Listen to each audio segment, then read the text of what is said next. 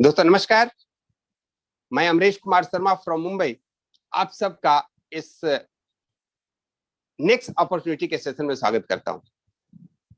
जैसा कि आप सबको पता है कि आज का जो सेशन है वो बहुत ही स्पेशल होने वाला है। क्या आप सबको पता है आज का सेशन का टॉपिक क्या है? Just write down in the chat box.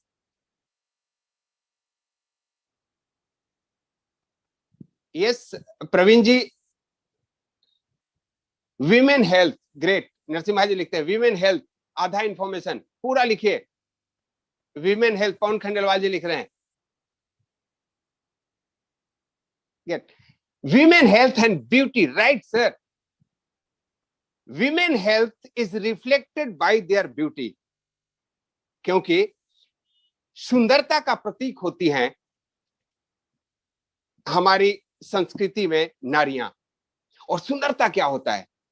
स्वस्थ शरीर, और उस शरीर का रिफ्लेक्शन सुंदरता के रूप में आता है। आज के डेट में सबसे बड़ी इंडस्ट्री है सुंदरता के ऊपर। जितना हम लोग खाने में खर्च नहीं करते उससे ज्यादा सुंदर रहने में खर्च करते हैं। अंदर से ज्यादा बाहर का ब्यूटी पे लोग ध्यान देते हैं। लेकिन आज हम लोगों के बीच में राजेश सर हैं, और आपको पता है कि वे इस फील्ड के मास्टर हैं। कैसे आपकी सुंदरता अपने आप निखर सकती है, और तब आप कह सकते हैं तेरे चेहरे से नजर नहीं हटती, नजारे हम क्या देखें। यस लेडीज एंड जेंटलमैन, आज का प्रोग्राम जो है वो काफी स्पेशल है हम सब के लिए, क्योंकि आज आप उन विषयों पे बात करने वाले जो सबके घर में है। सुंदरता। अभी तक अगर आप लोग अपने को पार्टनर को नहीं बुलाए हो, अपने प्रेमी को नहीं बुलाए हो, प्रेमिका को नहीं बुलाए हो, जिसको आप चाहते नहीं बुलाए हो, अभी भी आपके पास टाइम है। 5 मिनट आप जरूर कॉल कर लें, क्योंकि जब एक बार सर का सेशन शुरू हो जाएगा आपको ऐसा ना लगे कि मैंने मिस किया है। मैं इस सेशन को आगे कंटिन्यू करने के लिए हम सबके चहेते राजेश सिंह सर को इनवाइट करूंगा। डॉक्टर राजेश सिंह सर, स्वागत है आपका। We all are waiting for you. नमस्कार, good evening everyone. Good evening sir. To this session. मैं स्लाइड शेयर करता हूं और फिर हम लोग शुरू होते हैं। 1 सेकेंड।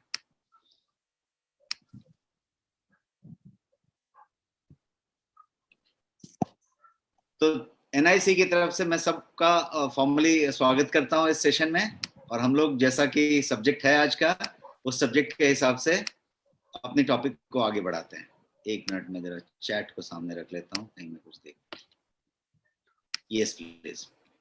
तो आज का सब्जेक्ट जैसा है, ये है वुमेन्स हेल्थ।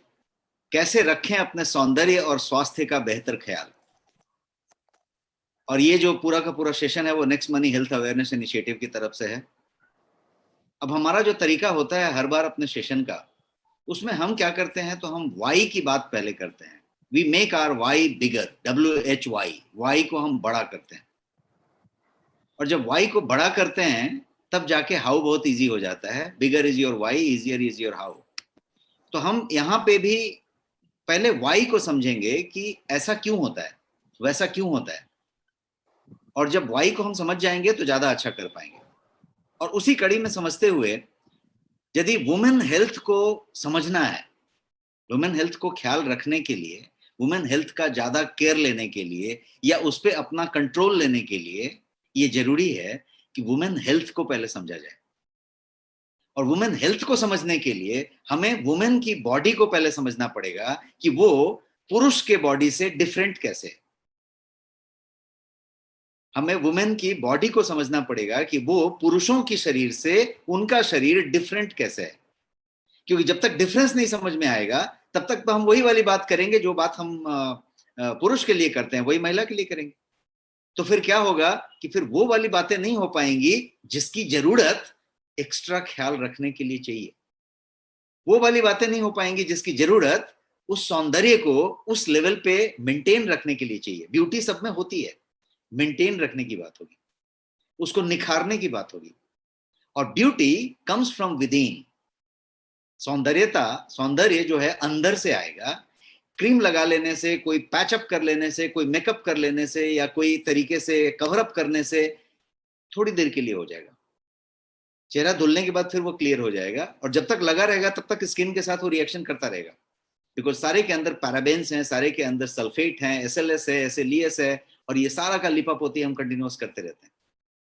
तो पहले ये समझते हैं कि beauty will come from with in. यदि क्या बोलते हैं, आपका पोषण प्रॉपर है, आपके सारे के सारे माइक्रो न्यूट्रिएंट्स प्रॉपर हैं, आपका जो है दिनचर्या प्रॉपर है, आपका जो जो बोलते हैं ना कि different aspect of health is your mind, आपका माइंड जो है खुश है, और ये हर कुछ बैलेंस्ड है, हार्मोनल बैलेंस मेंटेन्ड है, तो फिर हर चीज प्रॉपर होगी, हर चीज बढ़िया होगी, निखर के होगी।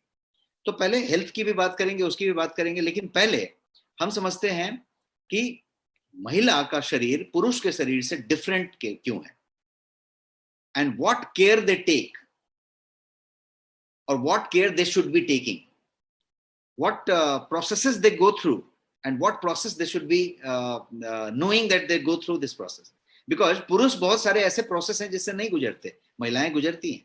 तो पहले हम उसको समझते हैं। So let's get started। पहला हम स्लाइड आपके सामने रख रहे हैं, और इस स्लाइड में मैं ये बताना चाहता हूं कि throughout life a women's body goes through hormonal changes.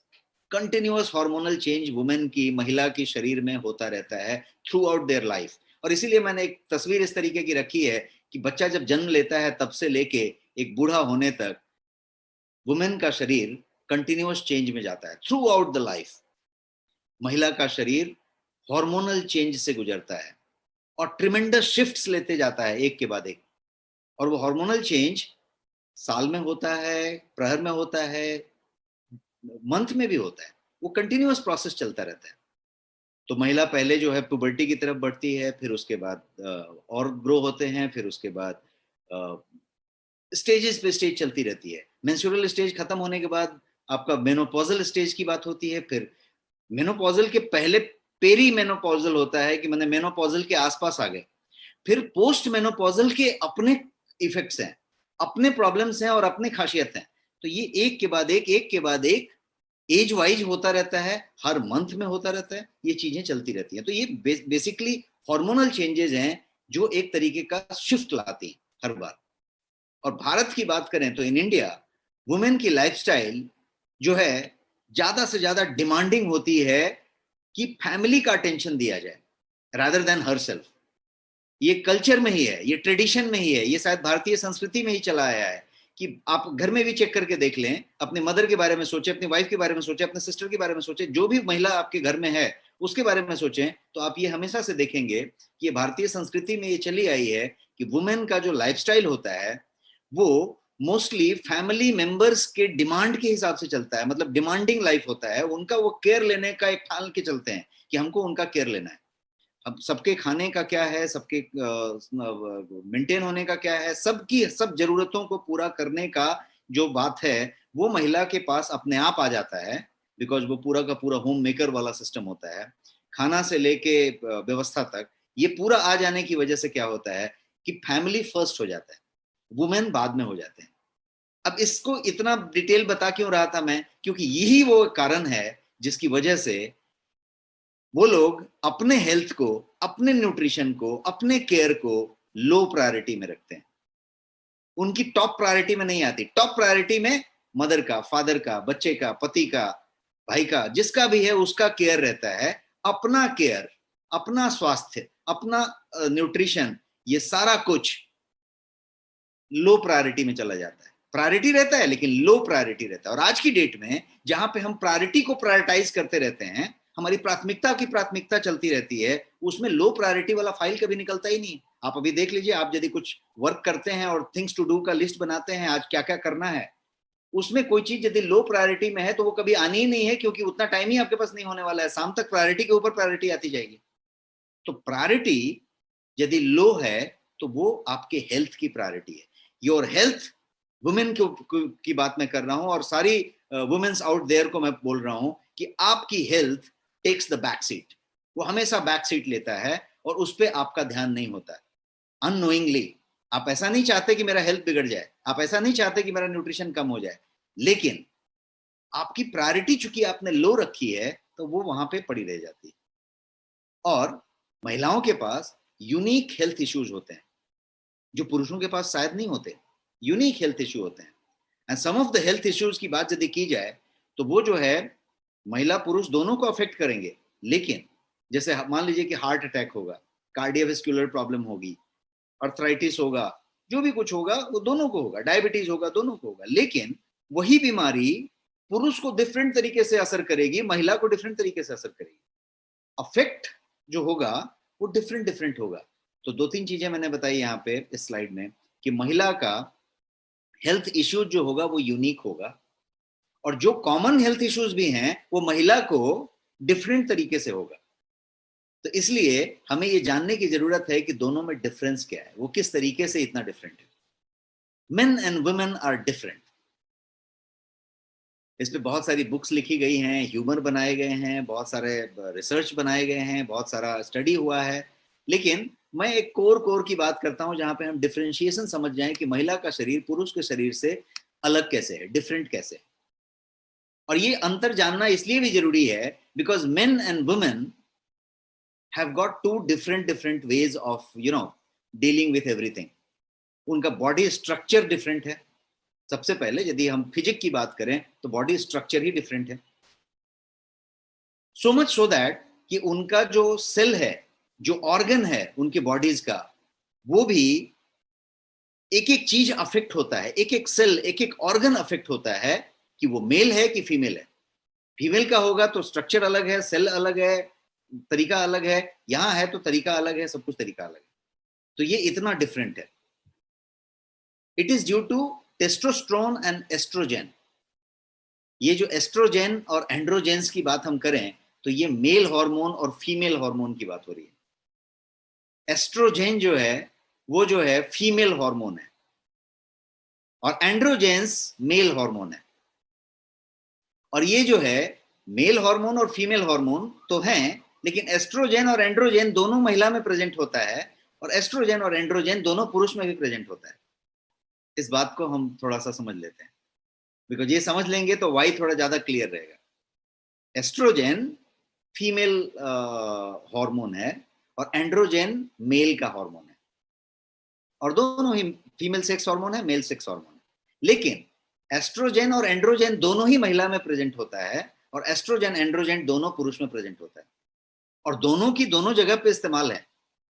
और यहीं पे डिफरेंस आ जाता है, और यहीं पे महिला का शरीर पुरुष के शरीर से अलग हो जाता है, उसको अलग तरीके की केयर की जरूरत पड़ती है।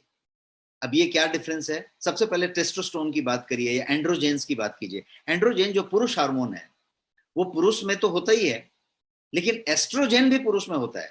सो मच सो दैट कि पुरुष का जो सीमेन है या वीर्य है वो एस्ट्रोजेन की मदद से बनता है। इतना कॉम्प्लेक्स शरीर बना हुआ है। लेकिन हम अभी महिला की बात कर रहे हैं तो थोड़ा महिला में जाते हैं, और महिला की बात करें तो एस्ट्रोजेन उनका हार्मोन है, लेकिन एंड्रोजेन यदि उनके पास है और उसका बैलेंस इधर उधर है तो तमाम तरीके की प्रॉब्लम्स आएंगी, और वो सारी प्रॉब्लम्स भी हम थोड़ा सा समझेंगे आगे की स्लाइड्स में। तो समझते हैं कि men and women are different, और ये इसलिए भी है कि डिपेंडिंग ऑन मेल और फीमेल बॉडी के जो सेल्स हैं, जो डीएनए हैं, उसकी जो संवाद है उसमें भी फर्क आता है। जो डीएनए को रीड करने की बात आती है वो भी डिफरेंट होती है।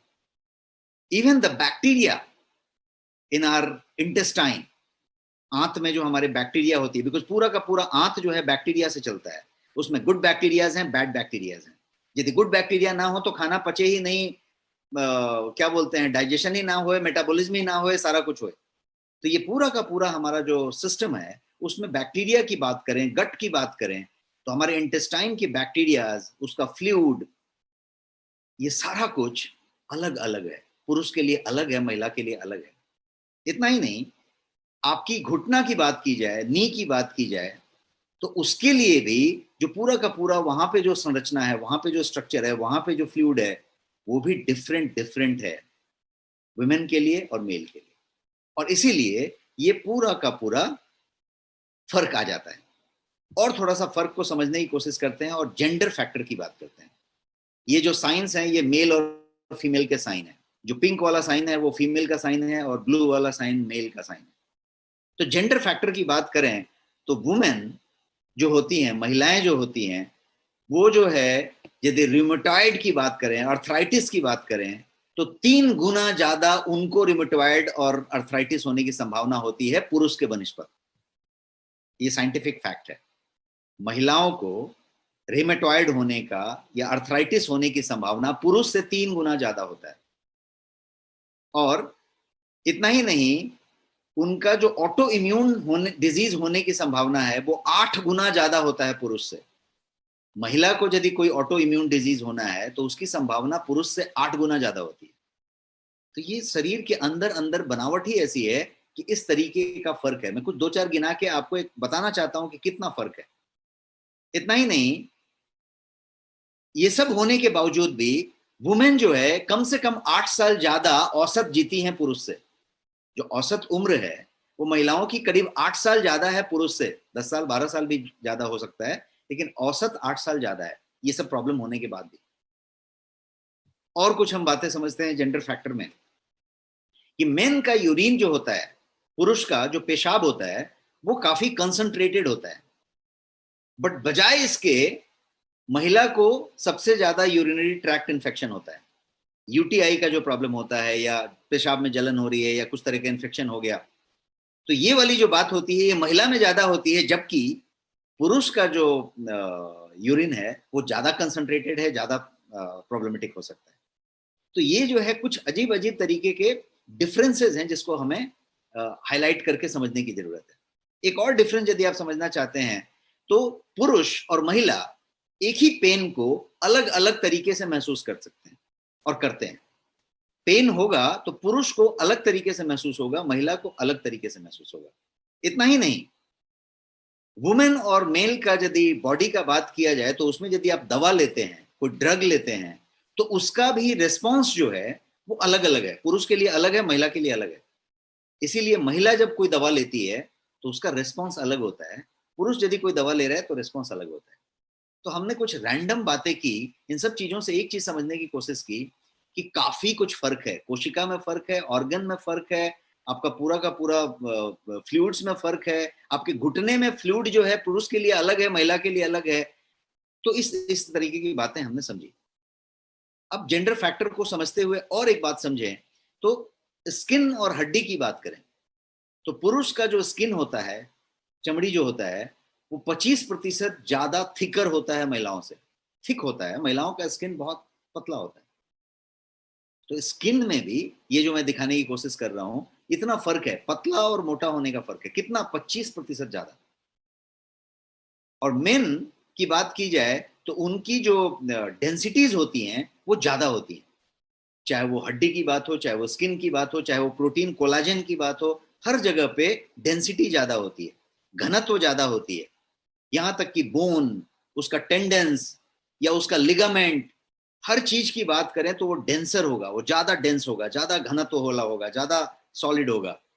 और महिलाओं की बात करें तो वो थोड़ा उससे कम घनत्व वाला होगा, कम स्ट्रॉन्गर होगा। तो ये जो है इस तरीके का एक डिफरेंस आपने समझा। अब जो मेन डिफरेंस की तरफ आएंगे तो एक डिफरेंस ये है कि महिलाओं के पास मेंस्ट्रुअल साइकिल नाम की चीज होगी, जो 28 डेज में पूरा का पूरा साइकिल हो जाएगा। और ये जो है 14 साल, 13 साल, 14 साल की उम्र से लेके करीब 50 से 55 साल की उम्र तक ये चलता रहेगा। तो इसको मेंस्ट्रुएशन कहेंगे। तो मेंस्ट्रुएशन जो साइकिल है, ये जो है क्या करेगा? तो लॉस ऑफ ब्लड करेगा, खून की कमी करेगा। खून की कमी करेगा तो आयरन की कमी करेगा, और ये मंथ में एक बार होगा, जो पुरुष को नहीं हो रहा है। तो क्या होगा? महिलाओं को आयरन की ज्यादा जरूरत पड़ेगी पुरुष के बनिस्पत, बिकॉज पुरुष का वो प्रॉब्लम नहीं हो रहा है, वो साइकिल नहीं हो रहा है, और वो ब्लड का लॉस नहीं हो रहा है, तो उसको जो है आयरन का भी लॉस नहीं हो रहा है। तो ये इस तरीके के फैक्टर्स जो हैं काम कर रहे हैं महिलाओं के लिए। और कब तक काम कर रहे हैं? 13-14 साल की उम्र से लेके करीब 55 साल की उम्र तक ये काम कर रहा है। तो यदि ये काम कर रहा है तो ये पूरी जिंदगी है, क्योंकि तब तक तो उम्र ही शुरू हो रही थी। और जो जिंदगी है एवरेज लाइफ, उस एवरेज लाइफ में ये पूरा हैवॉक चलता रहता है। और जब ये 55 साल और 52 साल की बात में जब वो खत्म हो गया प्रोसेस, तो खत्म हो जाने के बाद वो मेनोपॉजल स्टेज हो गया। उस समय प्रॉब्लम्स और ज्यादा बढ़ जाती हैं, जहां तक हार्मोनल बैलेंस की बात है, जहां तक प्रॉब्लम्स की बात है, जहां तक डिजीज की बात है, जहां तक डिस्कम्फर्ट की बात है, वो और ज्यादा उस समय प्रॉब्लमेटिक हो जाती हैं और प्रॉब्लम बढ़ जाती है। तो यदि आप बात करें तो इनडायरेक्टली महिला प्रॉब्लम्स से कंटिन्यूअस लड़ती रहती है, सुबह दोपहर शाम, एक पूरी की पूरी सिस्टम है। 28 days every month there is a system, year is a system, पूरा लाइफ का एक एक फेज इज अ सिस्टम, और वो सारा सिस्टम कहीं ना कहीं कुछ डिफरेंट करता चला जाता है। तो महिला की स्वास्थ्य को समझने के लिए क्या न्यूट्रिशन लेना है, क्या करना चाहिए, वजन क्यों बढ़ रहा है, वजन कम करने के लिए क्या करना चाहिए, इन सब के पहले मैंने सोचा कि हम लोग वाई की बात करें कि क्या डिफरेंट है। महिला को पहले यह समझने की जरूरत है कि हमारा शरीर बाकी से डिफरेंट कैसे है, यूनिक कैसे है, इतना बेहतर कैसे है। प्रॉब्लम्स हैं लेकिन बेहतर कैसे है उसको भी समझते हैं, और फिर इसमें हम एक एक करके आगे बढ़ते हैं। जेंडर फैक्टर को यदि समझें तो अब मैं ओबेसिटी की तरफ जाने की बात करना चाहता हूं और समझाने की कोशिश करना चाहता हूं कि यदि डिफरेंस तो मैं बहुत सारा बताते जा रहा हूं, लेकिन अभी ये वेट गेन वाला डिफरेंस समझ लेते हैं। और इस स्लाइड को थोड़ा ध्यान से समझ लीजिए, सारी महिलाएं आउट देयर जो इस सेशन में हैं, मैं चाहता हूं कि इस स्लाइड को आप प्यार से ढंग से समझ लीजिए, क्योंकि ये जो चीज है ये आपके वेट मैनेजमेंट के, ये आपके वेट लॉस के कॉन्सेप्ट को बेहतर तरीके से हैंडल कर लेगा। क्या है इसमें? तो यहां पे बात ये हो रही है कि जब वेट गेन की बात होती है या ओबेस होने की बात होती है, तो वुमेन जो है टिपिकली अपने जो फैट का जो एक्युमुलेशन होता है वो जो है हिप पे या थाई पे कैरी करती है।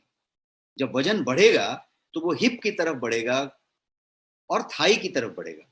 जबकि पुरुष में जब ये वजन बढ़ेगा, जब उसकी बीएमआई चेंज होगी, तो उसका जो है सामने जो है पेट में बढ़ेगा, तोंद निकलेगा, पेट पे समृद्धि आ जाएगी। तो ये जो है दो डिफरेंस है। अब इस डिफरेंस के पीछे जाने की जरूरत है और समझने की जरूरत है कि फैट ऐसे डिपॉजिट क्यों हो रहा है, महिलाओं का तोंद क्यों नहीं निकल रहा, और पुरुष का तोंद निकल रहा है, महिलाओं का अलग जगह पर डिपॉजिट हो रहा है। तो इसको समझने की जरूरत है और इसको हम समझेंगे आगे के स्लाइड में। तो women have unique health issues, इसको पहले समझते हैं। इनकी हेल्थ इश्यूज डिफरेंट है, पुरुष से बिल्कुल डिफरेंट है, कंप्लीटली डिफरेंट आप कह सकते हैं, बिकॉज इनकी मेंस्ट्रुअल साइकिल की बात अभी हमने की, प्रेगनेंसी की बात की। पुरुष प्रेग्नेंट नहीं हो रहा है, महिला प्रेग्नेंट हो रही है, 9 मंथ वुम्ब में बच्चे को कैरी कर रही है और रिपीटेड पॉइंट ऑफ टाइम में प्रेग्नेंट हो रही है, मेनोपॉज के फेज में जा रही है। फीमेल ऑर्गन्स में अलग अलग तरीके के कंडीशंस हो रहे हैं, चाहे वो उनका ब्रेस्ट हो, चाहे वो उनका कोई और पार्ट हो, यूट्रस हो, कोई और चीज हो, हर जगह पे कैंसरस होने की संभावना ज्यादा है, फाइब्रॉइड बनने की संभावना ज्यादा है, सिस्ट बनने की संभावना ज्यादा है। सो प्रॉब्लम्स ऑलरेडी वहां पे हैं, कुछ ना कुछ है जो पुरुष के पास नहीं है। And that is why women को हर साल में कम से कम एक बार बिना फेल हुए पूरे बॉडी की स्क्रीनिंग, जो टेस्ट कहते हैं, वो कराना बहुत जरूरी है। बहुत जरूरी है। यदि आप 30 साल से ऊपर की उम्र के हैं, 30 साल, ओनली 30 इयर्स एंड अबव हैं, तो आपको विदाउट फेल साल में एक बार पूरा स्क्रीनिंग कराना चाहिए, जिसमें बोन डेंसिटी होना चाहिए, ब्रेस्ट कैंसर का टेस्ट होना चाहिए, मेमोग्राम और जो भी कुछ करना चाहिए, पैप स्मीयर होना चाहिए, सर्विकल कैंसर के लिए टेस्ट होना चाहिए। ये सारा कुछ टेस्ट जरूर होना चाहिए, बिकॉज उतने सारे वेरिएबल्स हैं। It should be tested before it is too late, because इतने सारे वेरिएबल हैं, इतने सारे प्रॉब्लम्स चल रहे हैं एक साथ, कि ये पूरा का पूरा हार्मोनल इम्बैलेंस का मामला है। थोड़ा सा बैलेंस छूटा तो थोड़ा सा इधर उधर होने वाली बात हो रही है। और इसको यदि नहीं चेक कर रहे हैं तो बहुत सारे थ्रेट्स हैं जो वुमेन हेल्थ को आते हैं, और वुमेन प्रोन हो जाती है किसी न किसी बीमारी के, और बीमारियों की संख्या एक दो नहीं है, डजन्स में। और प्रोन प्रोन प्रोन मतलब संभावित संभावित संभावित होते चले जाते हैं। तो बहुत सारी बीमारियों की हम बात कर रहे हैं कि वुमेन को सतर्क रहना चाहिए, और वो बीमारी जो है कहीं ना कहीं यदि सजग रहे, सतर्क रहे, तो कभी टच नहीं करेगा, लेकिन यदि नहीं रहे तो वो कभी अचानक कहीं ना कहीं उससे मुलाकात हो सकने की संभावना है। तो हम ऐसी 3 4 5 बीमारियों को डिस्कस कर लेते हैं क्विकली, ताकि वहां पे भी वाई क्लियर हो जाए। सबसे पहली बात जो है वो है ब्रेस्ट कैंसर की। ब्रेस्ट कैंसर जो है बहुत सारे कारणों से हो सकता है, जिसमें हार्मोनल कारण हो सकता है, एनवायरमेंटल चेंजेस हो सकता है, आपका हेरेडिटी हो सकता है कि अनुवांशिकता जो है फैमिली में कहीं पे रन हुआ है इसलिए हो रहा है। तो स्क्रीनिंग होता है इसका, जो स्क्रीनिंग मेमोग्राम हो गया या एमआरआई हो गया, जो भी आप स्क्रीनिंग करने की बात है उसको आपने किया हुआ है, आप उस पर नजर रखे हुए हैं, तो एक बात हुआ। प्रिकॉशन, ब्रेस्ट कैंसर की बात की जाए तो वो जो है maintaining healthy weight, is a precaution. Regular exercise is a precaution. Sedentary life नहीं बनाया is a precaution. And if you have any family history, family में किसी को था, सिस्टर को था, मदर को था, मौसी को था, दानी को था, किसी को था, तो प्लीज बी श्योर कि आप हर साल इसको पूरा का पूरा मॉनिटर कर रहे हैं, because this is a big big problem. And इतना बड़ा प्रॉब्लम कि इसको एमबीए के कोर्सेज में, कोई भी यहाँ पे जितने लोग एमबीए होंगे और 10-20 साल पहले भी एमबीए पढ़ाई किए होंगे, तो भी उनके सोशल मार्केटिंग में इसको पढ़ाया गया होगा, इस चीज को पढ़ाया गया होगा कि how to communicate and how to market this particular education, so that कोई महिला ब्रेस्ट कैंसर की शिकार ना हो. तो ये एक ऐसी चीज है कि जानकारी है, आप अवेयर हैं और आप क्लियर हैं, तो चीजें ठीक हैं. अब इसके साथ बहुत सारी चीजें हो सकती हैं कि आप कितना कृत्रिम लेते हैं, कितना केमिकल लेते हैं, कितना पेस्टिसाइड लेते हैं, कितना वो लेते हैं, अनुवांशिक है, वहां तक तो ठीक है. लेकिन प्रिकॉशन में क्या हो सकता है, तो मैंने 2 चीजें बताई. एक बताया हेल्दी वेट को मेंटेन कीजिए, मैनेज कीजिए, नहीं है तो नीचे लाइए. और दूसरा रेगुलर एक्सरसाइज, सेडेंटरी बिल्कुल मत होइए. कितना रेगुलर कितना सेडेंटरी, उस पर भी हम आगे की स्लाइड में चर्चा करेंगे. तो ये एक बात हुई. मैंने दूसरा एक प्रिकॉशन बताया कि यदि फैमिली हिस्ट्री में है तो बी एक्स्ट्रा केयर, कोई चांस मत लीजिए, बिकॉज फैमिली हिस्ट्री से ये रन होना है इसको, तो आप चांस मत लीजिए, टाइम पे आप इसको कर सकते हैं. दूसरा चीज ऐसा है कि दूसरी बीमारी जो फीमेल के लिए है, जो पुरुषों को नहीं होती, जैसे पहला वाला भी ये जो बीमारी है पुरुषों को नहीं होती, तो ये जो चीज है वो है ऑस्ट्रोपेरोसिस. ऑस्ट्रियोपेरोसिस जो है ये बोन का एक डिजीज है, हड्डी का डिजीज है, जो बॉडी के बोन को मतलब अंदर से उसका घनत्व कम कर देता है, उसको कहिए एक तरीके से कि खोखला कर डालता है, और वो बहुत लिटिल बोन हो गया और उसको ब्रिटल कर देता है. वो मतलब वो जो है वीक हो गया या ब्रिटल हो गया, बहुत कमजोर हो गया, इतना कि वो तुरंत टूट जाए, इतना कि भुस हो जाए, ऐसा हो जाता है, उस लेवल पे चला जाता है. Ageing is one of the reason for osteoporosis. यदि उम्र बढ़ रही है तो ऑस्टियोपोरोसिस बढ़ेगा, ये कॉमन है, दैट्स फाइन, उसमें कोई इशू नहीं है. बट अदर रीजंस हैं जिससे सारे के सारे प्रॉब्लम्स होते हैं. क्या क्या रीजन है, तो पहला रीजन हड्डी का कैल्शियम से लेना देना, तो कैल्शियम की डिफिशियंसी, कैल्शियम की कमी. महिलाओं को आप पकड़ें, टेस्ट करें, 10 लोगों को टेस्ट करें, 3 का 4 का कैल्शियम डिफिशियंसी मिलना ही मिलना. तो कैल्शियम डिफिशियंसी हो रही है तो कैल्शियम की पहले बात करनी पड़ेगी. हार्मोनल इम्बैलेंस जो है वो एक कारण है ऑस्टियोपोरोसिस का. हाइपरथायरॉयडिज्म एक कारण है, थायराइड जो है इधर उधर हो गया है, T3 T4 TSH thyroid stimulating hormone में कुछ बिगड़ गई है और वो जो हाइपरथायरॉयडिज्म हो गया है, ज्यादा हो गया है, तो वो एक कारण हो सकता है. विटामिन डी की कमी बड़ा कारण हो सकता है, और विटामिन डी की कमी एक अच्छा खासा कारण है. विटामिन डी की कमी का कनेक्शन आपकी हड्डी से है, विटामिन डी का कनेक्शन आपके कार्डियोवेस्कुलर डिजीज से है, और विटामिन डी फ्री का विटामिन है, मुफ्त में मिलने वाली विटामिन है, जिसको सनशाइन विटामिन कहते हैं. वो धूप में मिलती है, सूर्य में मिलती है.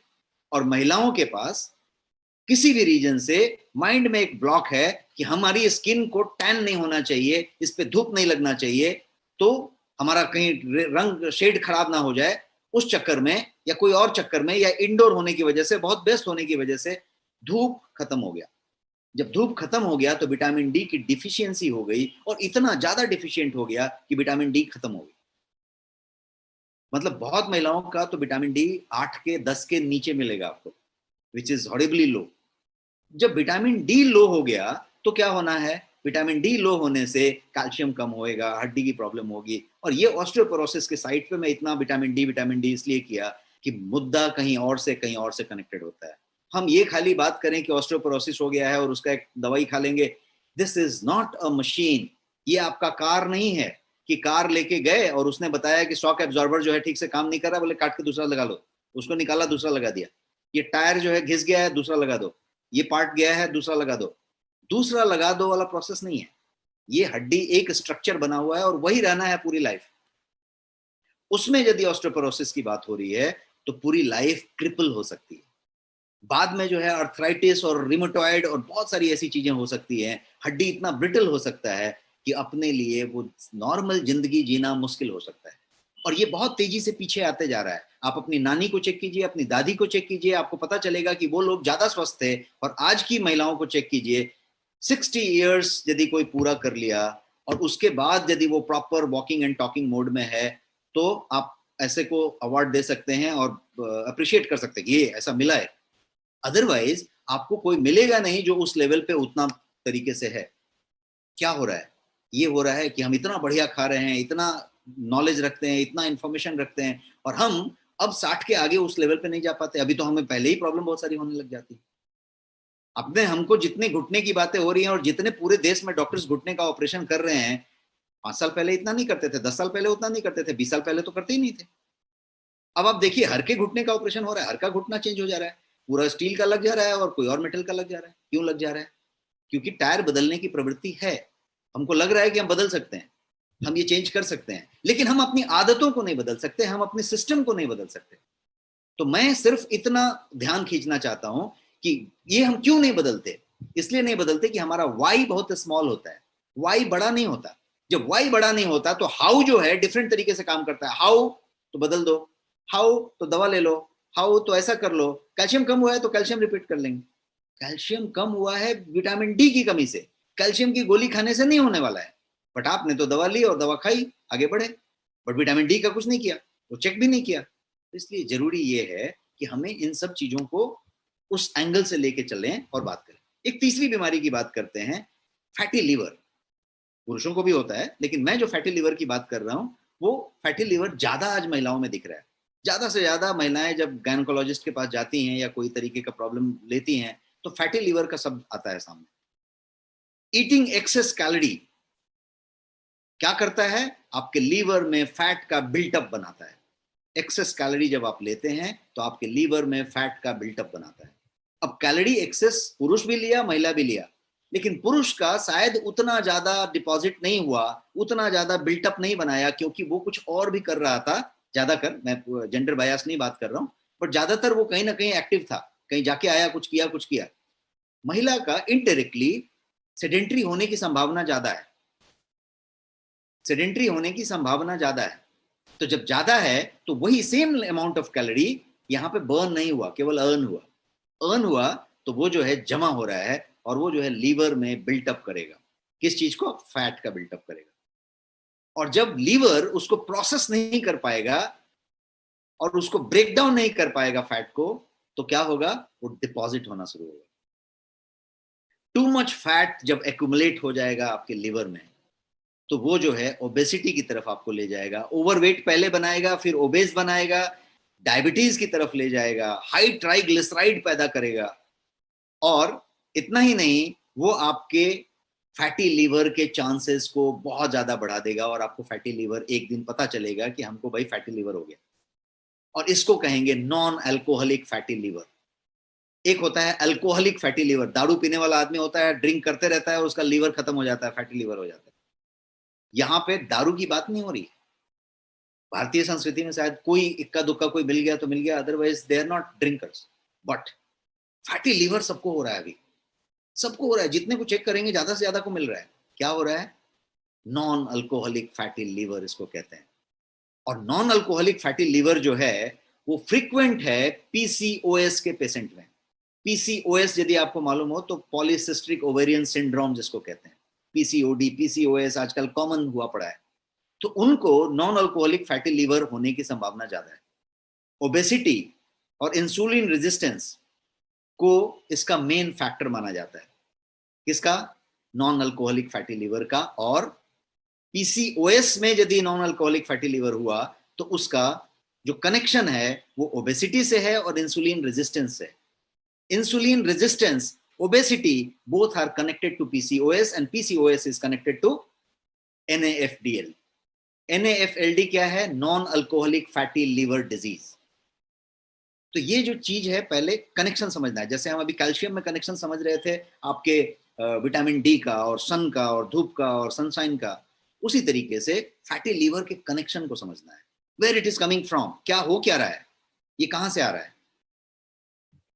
अब हार्ट डिजीज की बात करते हैं। हार्ट डिजीज भी कॉमन है, लेकिन जब वुमेन की बात करेंगे तो heart disease in women has got a different effect. It is most common disease in human on earth. Heart disease जो है सबसे पुराना डिजीज है और अर्थ पे सबको होता है। पर जब वुमेन की बात आती है तो वो ज्यादा वल्नरेबल हो जाते हैं इस डिजीज से, because cause can be different. Plaque built up की बात करें, आर्टरी में, धमनियों में जो प्लाक जमने लगा आपका, या डायबिटीज की बात करें, या ओवरवेट या ओबेसिटी की बात करें, हाइपरटेंशन की बात करें, फैमिली हिस्ट्री की बात करें, ये सब सब कारण हार्ट डिजीज के हो सकते हैं। लाइफस्टाइल चेंजेस जो हैं वो हार्ट डिजीज के कारण बन सकते हैं, और लाइफस्टाइल चेंजेस करके ही आप इसमें से बाहर आ सकते हैं या इसको प्रिवेंट कर सकते हैं। तो क्या किया जा सकता है? तो keep your cholesterol in control, earn, कम करें कैलोरी, कोलेस्ट्रॉल को कम लें, बैड कोलेस्ट्रॉल बिल्कुल ना लें। हमने लिपिड प्रोफाइल और कोलेस्ट्रॉल में बैड गुड सबको डिटेल में समझा था, ट्रांस फैट सबको समझा था, उसको कंट्रोल करें। वुमेन के पास एक और इशू आती है, एक और इशू आती है, वो आती है डस्टबिन का कम इस्तेमाल करना, क्योंकि वो होम मेकर होते हैं, किचन मेकर होते हैं और किचन को हैंडल कर लेते हैं। तो जब किचन को हैंडल करते हैं तो जिसने कुछ छोड़ा, बच्चे ने यदि थाली में कुछ छोड़ दिया तो उसको डस्टबिन में डालने के बजाय they put it here, here is a dustbin, उसमें डाल देते हैं। कुछ बच गया तो इधर डाल देते हैं। नॉर्मली आप चेक कर लेंगे, मैं अपनी मदर का भी चेक कर लेता हूं, आप चेक करेंगे तो होता ऐसा है कि यदि सुबह का कुछ बचा है तो वो जो है शाम को उन्होंने ले लिया, यदि आपने रात का कुछ बचा है तो सुबह में ले लिया। अब यदि ये फ्राइड आइटम है, बात समझिए मैं क्या कहना चाहता हूं, यदि आपका फ्राइड आइटम है और वो फ्राइड आइटम यदि आपने रख दिया और फिर लिया, तो ये कुछ ज्यादा खतरनाक हो गया, इस तरफ लेके गया। एक और इसकी घटना हो गई कि कभी कभी फ्राइड आइटम आपने बाद में लिया तो आपने उसको और फ्रेश करने के लिए एक बार और फ्राई कर लिया, because you are cook also, you are kitchen also, तो आपने एक बार और फ्राई कर लिया, अब आपने उसको बहुत खतरनाक बना लिया। और यदि ऐसी प्रक्रिया हफ्ते में एक दो बार हो जाती है तो ये उस तरफ भी लेके जाता है। एक एग्जांपल आया तो वो भी मैंने आपके साथ शेयर किया। तो आपका कोलेस्ट्रॉल को कंट्रोल में रखिए, फ्राइड आइटम नहीं लीजिए, दोबारा फ्राइड बिल्कुल मत कीजिए, मैनेज आप योर स्ट्रेस लेवल, और डाइट पे कंट्रोल रखिए। डाइट ज्यादा तो नहीं लेते, लेकिन कंट्रोल में डाइट लिया जाए कि क्या लेना है और क्या नहीं लेना है। सो दूसरा चीज का बात करते हैं, और दूसरा चीज है डिप्रेशन। मैं कुछ बीमारियों की बात कर रहा हूं जो ज्यादा ज्यादा कॉमन है और जिसका बहुत सारा कनेक्शन है एक दूसरे से। डिप्रेशन की बात करते हैं। महिलाओं में पुरुषों की अपेक्षा ज्यादा डिप्रेशन होती है, ज्यादा सैड थिंकिंग डेवलप होती है। उसके अपने कारण है, उसका अपना स्ट्रक्चर है, फैमिली स्ट्रक्चर है, उसका अपना रोल है, उसकी अपनी बातें हैं, और उसको हर तरीके से वो जो है धीरे धीरे नेगेटिव थिंकिंग में हो जाती है, बार बार थिंकिंग में जाती है। तो सबसे पहला कारण रहता है कि वक्त ज्यादा हो जाता है। व्यस्त रहें मस्त रहें, यहाँ वक्त ज्यादा हो जाता है तो क्या होता है, थॉट प्रोसेस में जाता है। दूसरी चीज होती है कि हम जो कुछ देखते हैं समझते हैं उसमें से नेगेटिव कैच करते हैं। और क्या देखते समझते हैं, तो शायद हम कुछ टीवी सीरियल और टेली सोप्स देखते हैं जिसमें कुछ नेगेटिव चीजें होती हैं। हम जिन लोगों से बात करते हैं वहां भी कुछ नेगेटिव होती है। हमें उस समय पॉजिटिव लगती है, हमें इंटरटेनिंग लगता है, लेकिन वो हमें धीरे धीरे धीरे धीरे टॉक्सिक देता रहता है, तो टॉक्सिसिटी होती है। तीसरी बात होती है कि ज्यादा से ज्यादा महिलाएं अपने कैरियर में, अपने बिजनेस में, अपनी चीजों में उतना नहीं कर पाते, उतना वक्त, उतना टाइम, उतना एनर्जी, उतना एफर्ट नहीं दे पाते जितना पुरुष दे पाते हैं। जबकि दोनों हैं इक्वल, दोनों की प्रतिभा इक्वल है, दोनों का टैलेंट इक्वल है, दोनों कर सकते हैं एक एक जैसे। लेकिन इनको एक और जंजीर बंधी हुई है, इनके साथ बच्चा है, इनके साथ किचन है, इनके साथ पति है, इनके साथ पेरेंट्स हैं, और इन्होंने सब चीज का जिम्मेदारी लिया हुआ है इनडायरेक्टली भारतीय संस्कृति में। तो होता क्या है कि if they are in business, business कर रहे हैं या ऑफिस जा रहे हैं या कुछ भी काम कर रहे हैं, तो ये सब तो करेंगे ही बेस्ट, उसके साथ साथ वो भी करते रहते हैं, वो भी उतना ही जोर से करते हैं, करना पड़ता है। तो जब ये दोनों कर रहे हैं तो क्या होता है, स्ट्रेस ज्यादा आता है। और जो लोग नहीं कर पा रहे हैं, जिन्होंने इसको छोड़ दिया, बच्चे के लिए अपना कैरियर छोड़ दिया, अपना बिजनेस छोड़ दिया और बच्चे के लिए बैठ गए, तो भी दिमाग में एक प्रेशर रहता है, वो एक फ्रस्ट्रेशन रहता है, वो एक अंदर एक क्या बोलते हैं ना, विचार चलता रहता है कि मैं वो नहीं कर पाई जो करना था, जो कर सकते थे। तो क्या होता है, और बहुत लोग अपने हस्बैंड के लिए, अपने बच्चे के लिए, अपने बच्चे के करियर के लिए, अपने हस्बैंड के करियर के लिए अपना करियर पूरा का पूरा ड्रॉप कर देते हैं, छोड़ देते हैं। कहीं हस्बैंड का ट्रांसफर हो गया तो पूरा छोड़ देते हैं और दूसरी जगह जाके कुछ नहीं करते। तो ये सारा कुछ बैक ऑफ द माइंड चलता रहता है, ये चीजें वहां पे होती रहती हैं। यदि मैं एक टैलेंट रखता हूं और यदि वो टैलेंट मैं डिलीवर नहीं कर रहा हूं तो मेरे मन में भी आएगा, सोते समय आएगा। तो इनडायरेक्टली सबकॉन्शियसली अचेतन मन में वो चलता रहता है। तो बहुत सारे कारण हो सकते हैं, यही कारण है ऐसा नहीं है, बट ये एक कारण है जो मेरे को लगता है कि अच्छा कारण है, बड़ा कारण है, मैंने आपको बताया। तो पीपल फील सैड समटाइम, ये is a common thing, this is natural, हर आदमी सैड महसूस कर सकता है। बट इफ दिस फीलिंग एक हफ्ते ज्यादा चलता है, हफ्ते हफ्ते होता है, महीने महीने होता है, तो ये पर्सन को, पुरुष को, महिला को अफेक्ट करना शुरू कर देता है, और फिर जो है वो डिप्रेशन की तरफ लेके जाना शुरू कर देता है। और ये जो है वुमेन में हर एज ग्रुप में ज्यादा संभावित होती है, because of the hormonal changes. Already mood swing चलता रहता है, ऑलरेडी अलग अलग तरीके के पजल चलता रहता है, ऑलरेडी अलग अलग क्या बोलते हैं ऑब्स्टेकल्स आते रहते हैं। जब बच्चे होते हैं तो भी एक ऑब्स्टेकल आते रहता है कि भाई का ज्यादा रिस्पेक्ट हो रहा है, उसका कम हो रहा है, भाई को ज्यादा संसाधन मिल रहे हैं, उसको कम मिल रहे हैं, उसका कैरियर और एजुकेशन की बातें ज्यादा हो रही है, इसकी कम हो रही है। तो एक माइंड ब्लॉक ऑलरेडी चलता रहता है, then there is something, then there is marriage, then there is something. तो क्या होता है कि ये ऑब्स्टिकल्स चलते रहते हैं, तो स्ट्रेसफुल चलता रहता है, पीछे से पूरा का पूरा हार्मोनल बैलेंस जो है अलग तरीके से ऑपरेट होता रहता है। तो ये एक बड़ा कारण है जिसको हमें समझने की जरूरत है। तो डिप्रेशन महिलाओं के ऑल एज ग्रुप में क्वाइट कॉमन होता है। कभी कभी वो पता नहीं चलता, कभी कभी उनके लेवल तक ही नहीं आता, उनको भी नहीं मालूम होता है कि वो उस तरीके के इसमें जा रहे हैं, और वो चलता रहता है। और फिर वो अलग अलग बीमारियों का शक्ल लेके सामने आने लगता है। डिप्रेशन नहीं होता, लेकिन वो फिर अलग अलग जगह पे असर करना शुरू करता है, और वो असर फिर दिखने लगता है। और ये जेनेटिक्स की वजह से भी हो सकता है फैमिली में किसी को होता हो, कोई ट्रामेटिक इवेंट हुआ हो, ट्रॉमा हुआ हो, कभी ट्रॉमेटिक इवेंट यदि आपके पास है, कुछ सदमा लगा है, कुछ हुआ है, तो वो रीजन हो सकता है। बट वुमेन में it can also be due to hormonal imbalance, it can be due to nutritional deficiency, और फिजिकल हेल्थ इश्यूज से भी हो सकता है। फिजिकल हेल्थ इश्यूज कंटिन्यूअसली है, बिकॉज उनके इस ऑर्गन में, उस ऑर्गन में, यहाँ पे वहां पे कुछ ना कुछ चेंजेस चल रहे हैं, कुछ ना कुछ बीमारियां हो रही हैं, तो उसकी वजह से हो सकता है। But nutritional deficiency could be the one of the main reason, hormonal deficiency is another one. अब बात करते हैं जहां पे मैंने आपको छोड़ा था पिछले स्लाइड की बात, कि मैंने बताया डिटेल में बताऊंगा, ये वाली बात, कि ओबेसिटी। ओबेसिटी की बात करें या ओवरवेट होने की बात करें, तो ये जो है महिलाओं के लिए, किसी भी उम्र की बात की जाए, बच्चों को छोड़ के, तो उनके लिए ये कॉमन वरी का पॉइंट है, चिंता का विषय है हमेशा उनके लिए, क्योंकि वो हमेशा इस बात को लेके कंसर्न रहते हैं कि मेरा वेट बढ़ जाएगा, मेरा वेट बढ़ रहा है। और वो वेट को कम करने के लिए फिर वो जो जो नुस्खा अपनाते हैं, वो नुस्खा उस वेट को और ज्यादा बढ़ा देते हैं। फॉर एग्जाम्पल, वो फास्टिंग शुरू कर देते हैं, वो अपने आप को सप्रेस करना शुरू कर देते हैं, और वो अपनी इच्छा वाली चीजों को खाना बंद कर देते हैं। वो तपस्या में लग जाते हैं कि नहीं, अभी बॉडी का फिगर बनाना है, वजन कम रखना है, तो हम ये नहीं खाएंगे, ये नहीं खाएंगे।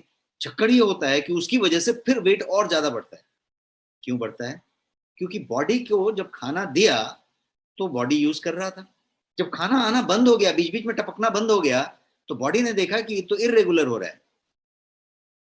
इरेगुलर जब होने लग गया, तो बॉडी क्या किया कि जब खाना आया तो पहले डिपॉजिट करना शुरू किया, डिपॉजिट करना शुरू किया, क्योंकि बाद में फिर कभी कभी नहीं आता है। फिर बहुत सारे उपवास को रॉन्ग तरीके से करने की कोशिश हो जाती है, अज्ञानता में। उपवास अच्छी चीज है, उपवास को भारतीय संस्कृति में लाके रखा गया है, लेकिन उसी उपवास को यदि रॉन्ग मेथड से कर लिया जाए, तो क्या हुआ कि फिर वो जो है ओबेसिटी की तरफ जाता है। और इसका सारा लेना देना फिर पीसीओडी पीसीओएस से कनेक्टेड है। तो पीसीओडी पीसीओएस को यदि आप समझेंगे, तो पीसीओडी मतलब है पॉलीसिस्टिक ओवेरियन डिजीज, और पीसीओएस का मतलब पॉलीसिस्टिक ओवेरी सिंड्रोम। तो ओबेसिटी जो वुमेन में है, वो पॉलीसिस्टिक ओवरी सिंड्रोम की वजह से ज्यादा हो रहा है। एक ओबेस महिला को ज्यादा रिस्क है डायबिटीज का, हार्ट डिजीज का। और ओबेसिटी जो है किस किस रीजन से हुआ, उसको हमने पीछे के स्लाइड में समझा। बट पीसीओडी पीसीओएस और ओबेसिटी तीनों कनेक्टेड है, और इनको एक जो तीसरा धागा कनेक्ट कर रहा है, जो इन सब का कारण बन रहा है, वो है इंसुलिन रेजिस्टेंस। अब आप जब भी कुछ खाते हैं तो बॉडी में इंसुलिन का प्रोडक्शन चालू हो जाता है। जब भी कुछ खाते हैं, आपने एक चाय पिया, एक सिप ली चाय की, इंसुलिन प्रोडक्शन चालू। आपने, किसी ने आया और बोला कि मैं मंदिर गया था, ये प्रसाद है, एक आपको इलायची दाना दिया, और आपने इलायची दाना एक या प्रसाद का एक पेड़ा का छोटा टुकड़ा खा लिया, एकदम छोटा, दांत में भी फंस जाए इतना छोटा, तो भी अंदर इंसुलिन का प्रोडक्शन चालू हो गया। जितनी बार आपने चाय पी, शक्कर का एक अंश गया, दूध का अंश गया, प्रोडक्शन चालू। तो जब जब आप खा रहे हैं तब तक प्रोडक्शन चालू हो रहा है, और जब उतनी बार प्रोडक्शन चालू हो रहा है तो वो आपको इंसुलिन रेजिस्टेंस की तरफ ले जा सकता है। तो ये एक बात हो रही। अब एज की बात समझते हैं। इस ओबेसिटी को मैं यहाँ पे एक दूसरे तरीके से समझाने की कोशिश करना चाहता हूँ। जब आपकी उम्र बढ़ती है, जैसे जैसे उम्र बढ़ती जाती है, जैसे मान लीजिए कि जब 10 साल के थे, जब 20 साल के थे, जब 30 साल के हुए, जब 40 साल के हुए, तो एक उम्र बढ़ती जाती है, तो आपका जो मेटाबॉलिज्म है, जो चयापचय की प्रक्रिया है, वो जो है डिक्रीज होना शुरू हो जाता है, कम होने लगता है। आपका मेटाबॉलिज्म का जो रेट है वो कम होने लगता है एज के साथ। दिस इज अ कॉमन बात। सो यदि आपका डाइट और एक्सरसाइज वही है जो आप जब 20 साल के थे तो है, आपका डाइट और एक्सरसाइज वही है जो आप 30 साल के थे तो है, और आप हो गए 40 के, मेटाबॉलिज्म स्लो हो गया है, तो क्या होने वाला है? यहीं पे डिस्पैरिटी आने वाली है, क्योंकि आपके साथ और भी हार्मोनल चेंजेस चालू है। तो क्या हो रहा है यहाँ पे कि जैसे आप 20 साल के थे, 30 साल के थे, जो आहार ले रहे थे, जो एक्सरसाइज कर रहे थे, वही अभी भी कर रहे हैं, तो डिफरेंट है, क्योंकि आपका अब मेटाबॉलिज्म रेट कम हो चुका है। तो क्या करना पड़ेगा? ये यदि चेंज नहीं हुआ और आहार और एक्सरसाइज वैसा ही होता रह गया, तो यू विल गेन वेट, आपका वजन बढ़ेगा, आप ओबेसिटी की तरफ बढ़ेंगे। और ये जो है कब स्टार्ट हो जाता है? तो लिटिल अराउंड 40 के आसपास जब जाएंगे तो वुमेन जो है पेरी मेनोपोजल फेज में एंटर कर जाती है। पेरी मेनोपोजल का मतलब कि मेनोपॉज अब 5-10 साल 12 साल आगे के आसपास है। मतलब जैसे चक्रवात तूफान अभी आया था ना, ताउते, तो ताउते आया, तो अभी ताउते गोवा में, कर्नाटका में, वेस्टर्न कोस्ट में, महाराष्ट्र में, गुजरात में, सब जगह तबाही मचाया। लेकिन एक पेरिफेरल होता है, उसके एरिया में भी आने के पहले बताने लगता है। तो वो जो पेरिफेरल वाली बात करेंगे तो वो 40 का एज आप पकड़ लें, 38-40 के टाइम में ये वेट गेन सीधा चालू हो जाता है, वेट गेन आना शुरू हो जाता है। जब वेट गेन आने लग गया तो उसके लिए मैंने ये तरीका बताया। तरीका कुछ नहीं है, आपके दिमाग में ये नॉलेज को इनकॉर्पोरेट कर लेना है कि जब आप 10 साल के थे, 15 साल के थे, 20 साल के थे, तो उस समय जो खाते थे, उस समय जो एक्सरसाइज करते थे, वो उस समय के मेटाबॉलिक रेट के हिसाब से था। उस समय आपका मेटाबॉलिज्म उतना स्ट्रांग था कि उतनी कैलोरी को, उतने चीज को डाइजेस्ट करता था, वो करता था। अब आपकी मेटाबॉलिज्म कम हो रही है, तो जब कम हो रही है तो आपको डाइट, एक्सरसाइज उस हिसाब से लेना पड़ेगा, आपकी एक्सरसाइज को चेंज करना पड़ेगा, आपके डाइट को चेंज करना पड़ेगा, तब जाके वो उस तरीके की बातें होंगी। तो ये जो पेरी मेनोपोजल फेज मैंने बताया कि उसके आसपास आ गए हैं, तो इस लेवल में क्या होता है कि आपका जो एस्ट्रोजेन है, जिसको मैंने कहा फीमेल हार्मोन, तो एस्ट्रोजेन जो है वो जो है डिक्रीज होना शुरू हो जाता है, और वुमेन जो है मसल मास जिसको कहते हैं ना, मसल, बॉडी में मसल होता है ना, तो मसल मास जो है वो जो है अपने आप वो लूज होना शुरू हो जाता है। फिर से मैं समझा देता हूं। जब आप पेरीफेरल एज में आ जाते हैं, जो कि 38-40 के आसपास है, जब मेनोपोजल अब 10 साल 12 साल दूर है, तो क्या हो जाता है कि आपका एस्ट्रोजेन डिक्रीज होना शुरू हो जाता है, आपका मेटाबॉलिज्म ऑलरेडी डिक्रीज हो रहा था। इसका रिजल्ट ये होता है कि आपका जो मसल है, कहीं पे भी मसल होता है, यहाँ मसल है, आपके थाई में मसल है, आपके काफ में मसल है, सब जगह मसल्स हैं, जो बेसिक मसल होती है वो जो है लूज होना शुरू हो जाता है। मसल लूज होगा तो क्या होने वाला है?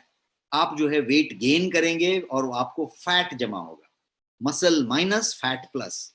इसीलिए आप अपना हाथ चेक करेंगे, थाई चेक करेंगे। इसीलिए मैंने बताया कि पुरुष का यहाँ पे तोंद आ गया, लेकिन महिला का क्या आ रहा है? हिप पे और थाई पे जमा हो रहा है। उसको चेक करेंगे, थाई को, हिप को, तो वो थाई वाला चीज जो है, फैट जो है, वो जो है मसल नहीं है, that is fat. And that is happening because muscle जो है धीरे धीरे लूज होने लग गया उस एज के पास जाने के साथ। तो हमें ये तय करना पड़ेगा कि वो मसल लूज नहीं हो, कम लूज हो, और हम उसको मेंटेन कर पाए। तो इसको जो है डिसअप्रोप्रिएटली यदि हम बात करें तो ये जो है आपके साथ होना शुरू हो जाता है। अब इसको समझते हैं कि हार्मोनल लिंक क्या है वेट गेन का। वेट गेन का एक अच्छा खासा हार्मोनल लिंक है, और वेट ही सब कुछ है। सारी बीमारियां वेट से हैं, बॉडी फिगर वेट से है, बॉडी शेपिंग वेट से है, और आपकी सुंदरता भी वेट से कनेक्टेड है कहीं ना कहीं पे। तो ओवर वेट होना इज कनेक्शन, और इनका कनेक्शन आप देखिए, मैंने स्लाइड पे आपके लिए रखा है इतनी सारी चीजों से। सबसे पहला थायराइड डिफिशियंसी। तो आपको साल में एक बार चेक करना है कि थायराइड का आपका क्या लेवल है। अनजान बन के नहीं चलेगा। Get yourself checked before it is too late. तो थायराइड डिफिशियंसी, टीएसएच क्या है, टी4 क्या है, टी3 क्या है, आपको चेक करना है। एस्ट्रोजन डोमिनेंस, एस्ट्रोजन जो आपका फीमेल हार्मोन है, वो जो है डोमिनेंस की बात की जाए तो उसको समझने की जरूरत है कि कहीं वो जो मेल फीमेल हार्मोन का जो बैलेंस मैं बोल रहा था उसकी बात तो नहीं हो रही। फिर जो है एंड्रोजन इम्बैलेंस की बात कर रहा हूँ, वो जो पुरुष हार्मोन है उसकी बात कर रहा हूँ कि वो कहीं आपका कम तो नहीं हो रहा है। तो वो क्या करेगा, तो वो आपका लीन मसल को कम करेगा और फैट को रिप्लेस करेगा। ये जो लीन मसल कम हो रहा है इसका मतलब पुरुष हार्मोन उसमें बढ़ रहा है और वो जो है इम्बैलेंस हो रही है। तो ये जो है लास्ट पॉइंट यहाँ पे एंड्रोजन इम्बैलेंस, ये बात।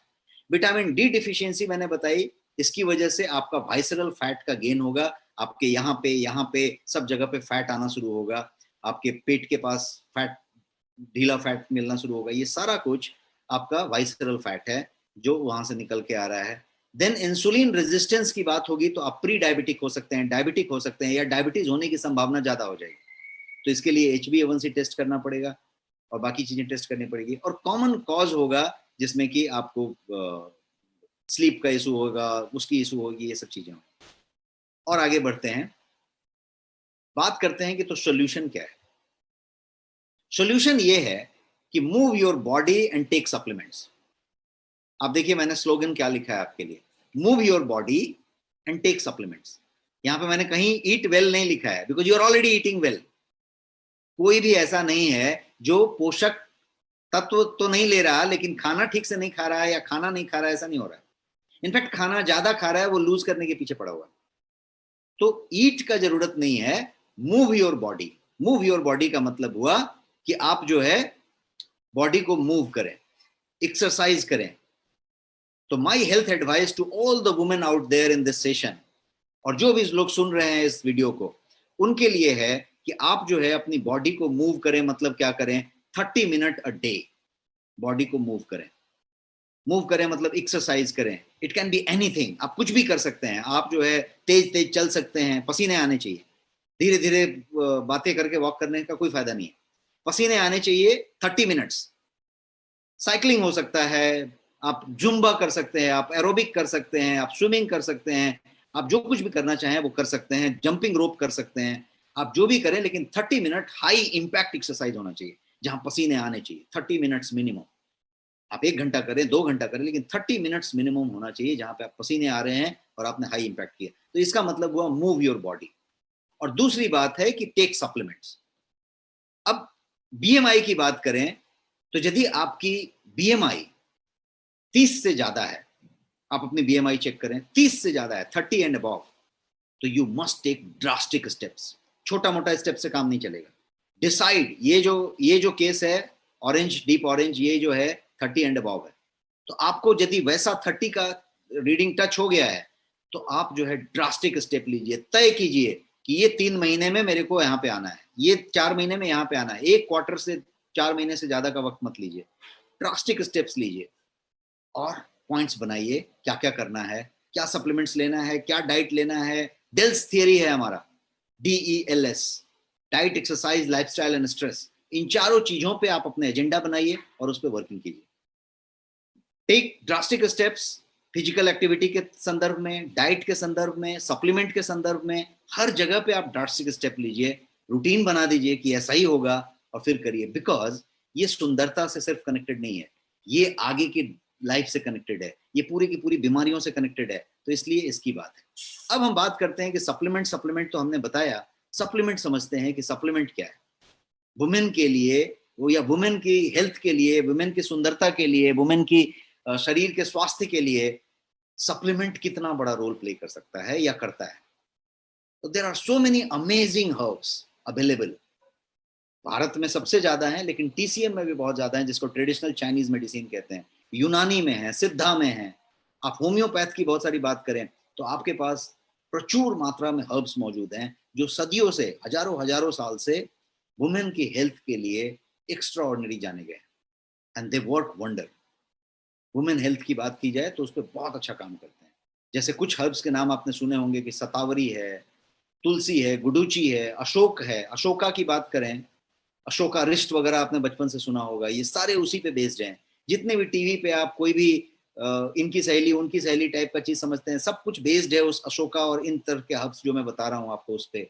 गोखरू है, ब्राह्मी है, जीरा है, मुलेठी है, दालचीनी है जिसको सिनामोन कहते हैं, कचनार है, ऐसे दर्जन दर्जन भर हर्ब्स हैं जो वुमेन हेल्थ के लिए जाने जाते हैं। मैंने कुछ हर्ब्स यहाँ पे स्क्रीन पे दिखाने की कोशिश की है जिसको इस्तेमाल करके, जिसका एक्सट्रैक्ट लेके, जिसकी फाइनेस्ट कंसंट्रेशन लेके गोयंग ने बहुत सारे सप्लीमेंट्स बनाए हुए हैं। तो ये तो हुआ हर्ब्स की बात। अब मैं बात करता हूं कुछ मिनरल्स की, कुछ विटामिन की, जो माइक्रो न्यूट्रिएंट हो सकते हैं, विटामिन हो सकते हैं, मिनरल्स हो सकते हैं, जो वुमेन की हेल्थ और ब्यूटी के लिए बेस्ट माने गए हैं। तो विटामिन ए है, विटामिन ई है, विटामिन सी है, विटामिन डी है, बायोटीन है जिसको B7 कहते हैं, जिंक है, क्रोमियम है, ये सारे के सारे विटामिन हैं, मिनरल्स हैं जो वुमेन की ब्यूटी के लिए, वुमेन के हेल्थ के लिए, वुमेन के प्रिवेंशन ऑफ डिजीज के लिए बहुत बहुत इंपॉर्टेंट माने जाते हैं। तो ये सारे के सारे बहुत ज्यादा इंपॉर्टेंट है। अब एक चीज मुझे बताइए कि यदि इन सारे के सारे हर्ब्स को जो मैं आपको बताया और इन सारे के सारे माइक्रो न्यूट्रिएंट्स को, विटामिन को, मिनरल्स को, क्रोमियम, जिंक, बायोटीन, जो भी कुछ मैं बता रहा हूं, इन सारे के सारे को एक टैबलेट में ला दिया जाए, दोनों को मिला के एक टैबलेट में ला दिया जाए या एक चम्मच पाउडर में ला दिया जाए और आपको दिया जाए कि ये एक चम्मच पाउडर रोज लेना है या एक टैबलेट रोज लेना है, तो ये कितना बढ़िया होगा। Will it be that great? Type yes. आपको लगता है कि यदि ये बहुत अच्छा होगा तो इन सारी चीजों को, इन हर्ब्स को और इन सारी के सारे विटामिन मिनरल्स को यदि एक टैबलेट में, एक चम्मच में ला दिया जाए तो कितना बेहतर हो? आप सब कह रहे हैं कि जबरदस्त हो, यस हो। तो मैं आपको बताना चाहता हूं कि आपके पास ये जबरदस्त चीज मौजूद है और वो भी गोयंग में मौजूद है। और मैं आपको ये बताने जा रहा हूं कि वो इतना यूनिक क्यों है और इतना बढ़िया क्यों है। तो अगला 3 से 5 मिनट में मैं ये चीज बताने जा रहा हूं। आपके पास 2 प्रोडक्ट हैं वुमेन हेल्थ और ब्यूटी के लिए। 2 प्रोडक्ट हैं वुमेन हेल्थ और ब्यूटी के लिए। पहला प्रोडक्ट का नाम है Nutri Fem. Nutri Fem, fem is feminine, female, feminine के लिए फेम इस्तेमाल है। तो Nutri Fem is one product. ये पाउडर फॉर्म में है और ये 500 ग्राम का पाउडर है जिसको ग्लूकोज की तरह, कोई भी हॉर्लिक्स, बॉर्नविटा, माइलो जो भी आप पीते हैं उसकी तरह दूध में, पानी में लिया जा सकता है। तो दिस इज पाउडर 500 ग्राम। एक जो दूसरा सामान यहाँ आपको दिख रहा है इसका नाम है ऑसम वुमेन। ये एक किट है। किट का मतलब इसके अंदर 1 लीटर का ये एक जूस है और इसमें ये एक टैबलेट का डिब्बी है जिसमें 60 टैबलेट्स हैं। मतलब टैबलेट और जूस का कॉम्बिनेशन है ये एक किट है पूरा का पूरा। इसका मतलब है ये ऑसम वुमेन। अब जो है ये दोनों के दोनों वुमेन के हेल्थ के लिए, वुमेन की ब्यूटी के लिए, वुमेन के एंटी एजिंग के लिए ये जो है एकदम एक्स्ट्राऑर्डिनरी है। अब इसको क्विकली मैं आपको रन डाउन करके बता देता हूं कि क्या क्या है। सबसे पहले न्यूट्रीफेम को समझते हैं। ये 100% नेचुरल सप्लीमेंट है पाउडर फॉर्म में, हर वुमेन के लिए, any as, 6 months and above की बच्ची के लिए और 100 साल की, 110 साल की महिला तक के लिए, ये किसी भी महिला के लिए बेस्ट स्टफ है। ये जो है कंप्लीट न्यूट्रिशन तो देता है, डिजीज प्रिवेंशन की बात करता है और इसमें वंडरफुल रिजल्ट्स मिलते हैं इसके पीसीओडी पे, पीसीओएस पे या किसी तरीके के हार्मोनल डिसबैलेंस वाली चीजें यदि महिलाओं को कुछ भी हो रही हैं तो उसके लिए, क्योंकि ये लोडेड है शतावरी से, तुलसी से, अशोका से, गोखरू से, गुडूची से, इन सारी चीजों से लोडेड है और इसके अंदर विटामिन हैं, मिनरल्स हैं, एसेंशियल माइक्रोन्यूट्रिएंट्स हैं, सब कुछ भरे हुए हैं।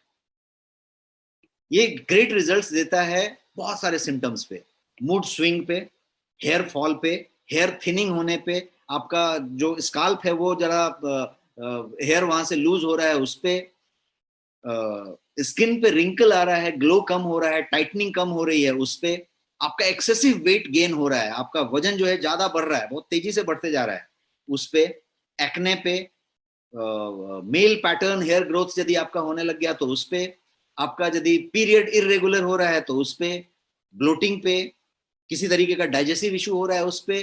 कहने का मतलब कि इसके दायरे इतने कुछ हैं और क्यों इतने दायरे हैं उस पे मैं आऊंगा, बिकॉज इसमें इतनी कुछ है कि वो सारे दायरे को एड्रेस करता है और एक का दूसरे से कनेक्शन है। आपकी कैल्शियम को सेट करने के लिए विटामिन डी की पहले बात करेगा, फिर कैल्शियम की बात करेगा।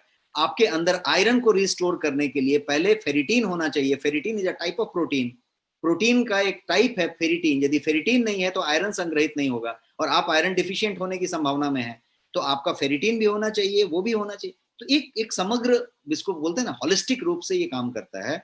और ये जो है ग्रेट इसलिए भी काम करता है क्योंकि इसकी जो इंग्रेडिएंट्स हैं वो हाईएस्ट प्योरिटी की हैं और अमेजिंग क्वालिटी में रखी गई हैं। क्या क्या इंग्रेडिएंट्स हैं यदि देखेंगे तो क्विक रुक में शतावरी है इसके अंदर। शतावरी क्या चीज है? तो इसको वुमेन के लिए अमृत कहा जाता है, महिलाओं के लिए अमृत कहा जाता है, आप सब इस्तेमाल भी करते होंगे शतावरी। तो शतावरी, इसको 100 रूट्स वाला पौधा भी कहा जाता है। तो शतावरी जो है एक बहुत पावरफुल हर्ब माना गया है ऋग्वेदा में और अथर्व वेदा में, जो कितने पुराने हो गए, हजारों हजार साल पुराना ग्रंथ है। तो ऋग्वेदा में और अथर्व वेदा में दोनों में शतावरी का वर्णन है और इसकी चर्चा वहां पे डिटेल में की गई है। और थाउजेंड्स ऑफ ईयर्स से इंडिया में इसे वुमेन के लिए अमृत कहा गया है, रिजुविनेटिंग हर्ब कहा गया है। तो शतावरी क्या करता है? तो ये हार्मोनल बैलेंस का काम करता है। और ये जो है पीसीओएस या पीसीओडी की जो हम बात कर रहे थे, या हार्मोनल लेवल की बातें कर रहे थे, मेल हार्मोन और फीमेल हार्मोन के बैलेंसिंग की बात कर रहे थे, एचपीओ एक्सिस यदि आपको मेडिकल टर्म में मालूम हो उसकी बात करें, या ओवेरियन प्लेक्सस की बात करें, तो ये सारी चीजों में शतावरी सारे मेडिसिन से ज्यादा बढ़िया काम करता है, सारे मेडिसिन से ज्यादा बढ़िया काम करता है। और ये चीज हम जो है कहीं पे इस्तेमाल में नहीं रखते। इसके अलावा ये जो है आपके नई सिस्ट के फॉर्मेशन को स्टॉप करता है, कम करता है, रुका देता है। ध्यान से समझिए, सिस्ट। तो सिस्ट का फॉर्मेशन हर जगह पे हो रहा है, कहीं यूट्रस में हो रहा है, कहीं वहां पे हो रहा है, कहीं पे वहां पे हो रहा है, कहीं पे वहां पे हो रहा है। वुमेन में सिस्ट बनने की प्रक्रिया ज्यादा संभावित है, और फिर वो जाके यदि मेलाइन हो गया तो कैंसरस हो जाएगा। तो सिस्ट की बनने की प्रक्रिया को ये प्रिवेंट करता है शतावरी।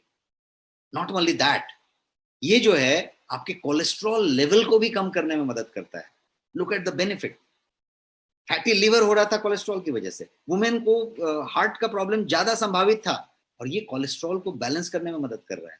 तो ये एक तत्व है। इसके अलावा इसमें गोखरू है।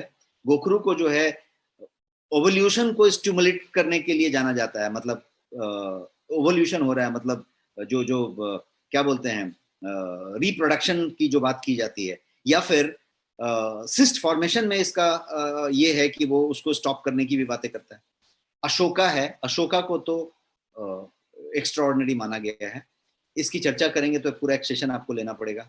एंटी इन्फ्लेमेटरी है, ये जो है एस्ट्रोजन लेवल को, जो महिला का हार्मोन है, उसको बूस्ट करता है। और थाउजेंड्स ऑफ ईयर से अशोका को पेनफुल पीरियड के लिए, हेवी मेंस्ट्रुएशन के लिए, ब्लीडिंग ज्यादा होने के लिए, ल्यूकोरिया के लिए, या वुमेन के लिए जो भी गायनिक प्रॉब्लम की आप बात करें उसके लिए इसको जो है हमेशा से हजारों हजार साल से माना गया है और इसका इस्तेमाल होते रहता है। तो ये जो है पाल्मिटिक नाम का एक एसिड इसके अंदर होता है, अशोका के अंदर पाल्मिटिक एसिड होता है जो एक ग्लूकोसाइड्स का काम करता है। और ये जो है बहुत ही जरूरी मिनरल है जो हमारे गायनिक प्रॉब्लम्स के लिए बहुत जरूरी है, तो वो वहां पे आता है। और ये जो है यूट्रिन स्टिमुलेंट का भी काम करता है, यूट्रिन स्टिमुलेंट। और ये जो है आपके फंक्शन, जो रिप्रोडक्टिव सिस्टम है या रिप्रोडक्टिव के बाद उस सिस्टम को मेंटेन करने की बात है, उसको जो है ये एक रिजुविनेशन देता है, उसको एक बढ़िया से चलाता है।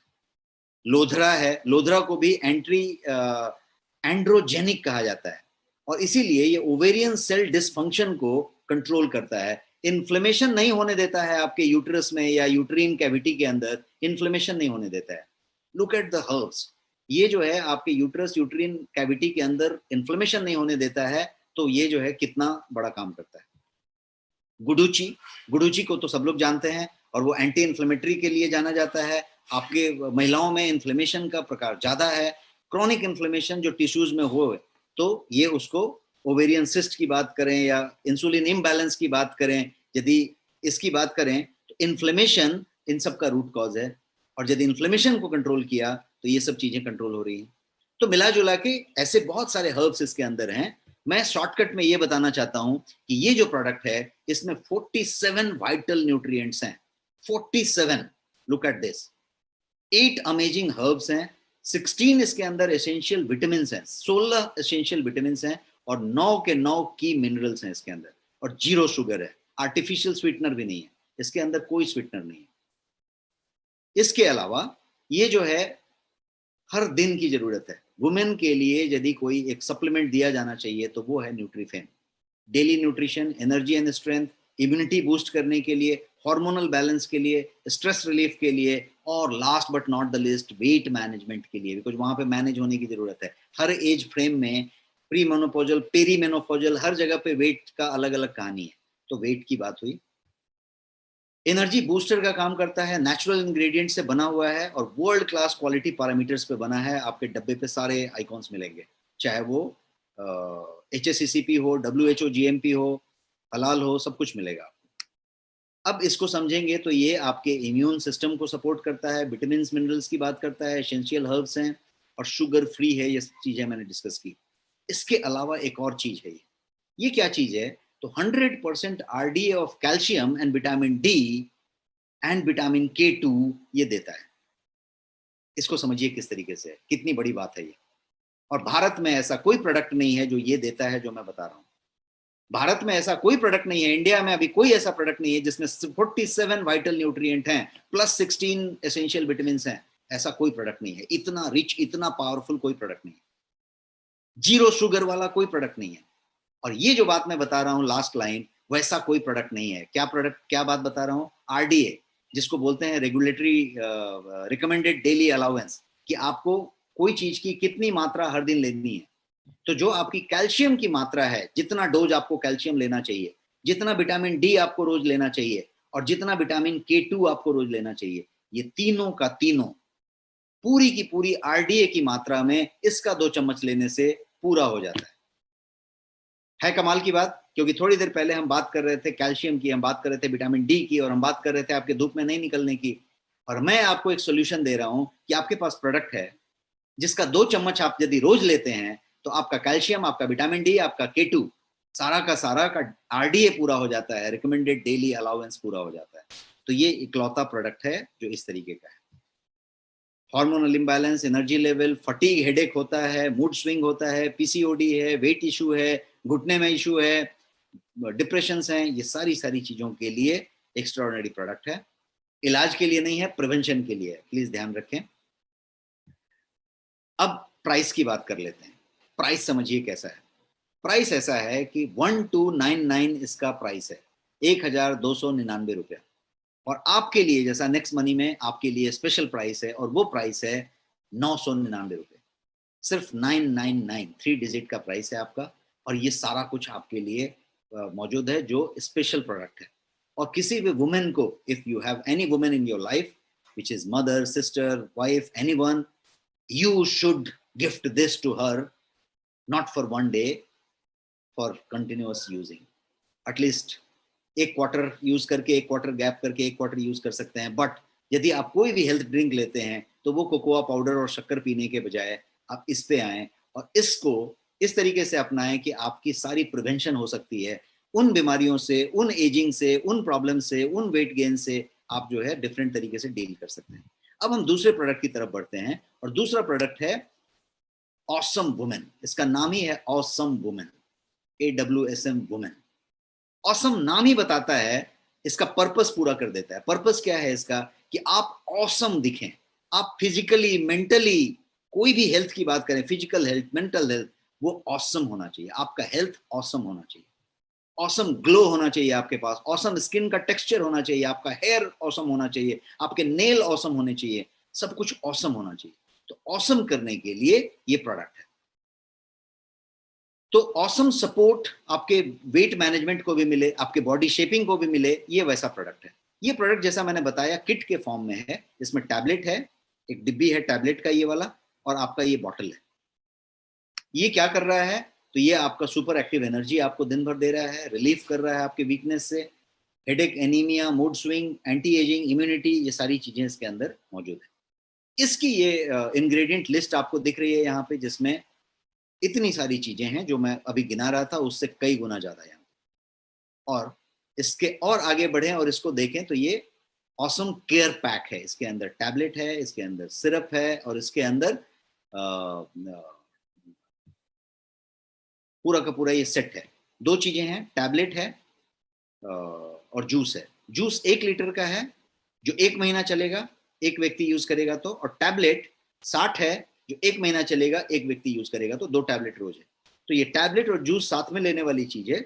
जूस मतलब लिक्विड है जिसमें बहुत सारे मेडिसिन को कंसंट्रेट फॉर्म में रखा गया है। इसको कोई बीमारी से इसका कनेक्शन नहीं है, ये सप्लीमेंट है। कोई भी हेल्दी वुमन ले सकती है, कोई भी बीमार वाली वुमन ले सकती है। किसी को कोई इशू है तो ले सकती है, नहीं है तो ले सकती है। प्रेग्नेंट वुमन ले सकती है और नॉर्मल वुमन ले सकती है। ये वाली चीज हमेशा ही बेस्ट है। प्रेगनेंसी हो, लैक्टेशन हो, कोई भी स्टेज हो लाइफ का, ये वाले आप 12 महीना ले सकते हैं। This is the best supplement and tonic you can take. तो इतनी सारी बातें हमने की। और ग्लो विथ कॉन्फिडेंस की बात करें, ये किट की बात हुई। अब इसकी भी प्राइस समझ लेते हैं क्विकली। ऑसम वुमेन पैक जो है 60 टैबलेट प्लस 1 लीटर जूस वाला एक सेट है, एक पैक है। इसका MRP है 1250, 1250 रुपया। और ऑफर प्राइस जो है वो 799 रुपीज है। आप इसको 799 रुपीज में ही सिर्फ ले सकते हैं। रिसर्च बेस्ड प्रोडक्ट्स हैं दोनों। ये सारे सर्टिफिकेशंस जो आप देख रहे हैं वो आपको पैक पे मिलेंगे।